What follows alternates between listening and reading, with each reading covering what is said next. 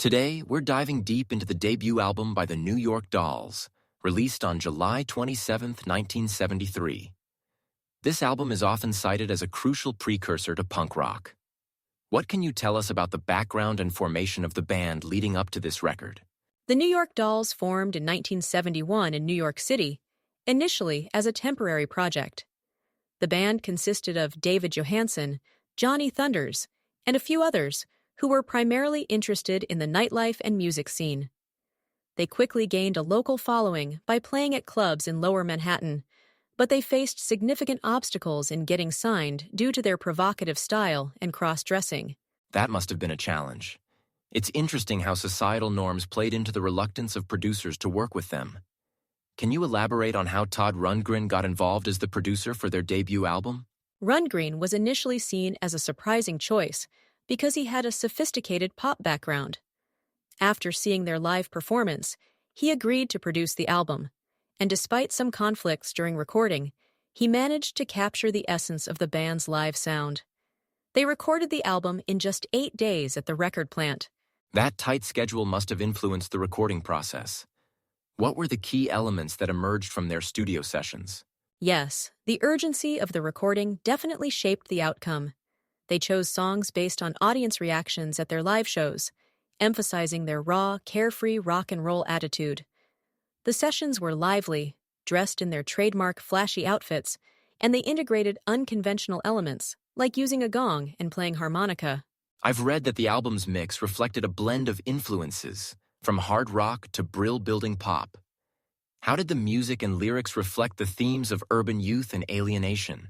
The lyrics often depict teenage angst, love, and authenticity, infused with a sense of humor. For example, songs like Personality Crisis highlight the chaos of youth, while Vietnamese Baby subtly addresses the impact of the Vietnam War. The mix of glam and grit creates a unique perspective on city life. The cover art is quite iconic as well, featuring the band in drag.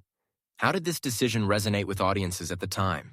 The cover was designed to shock and provoke conversation, which it did. It played into their image and solidified their position as outsiders in the music scene.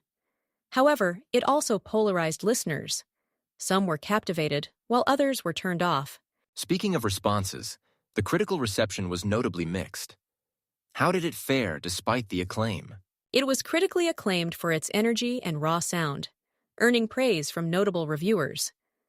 However, commercially, it struggled, peaking at number 116 on the US charts and failing to chart in the UK.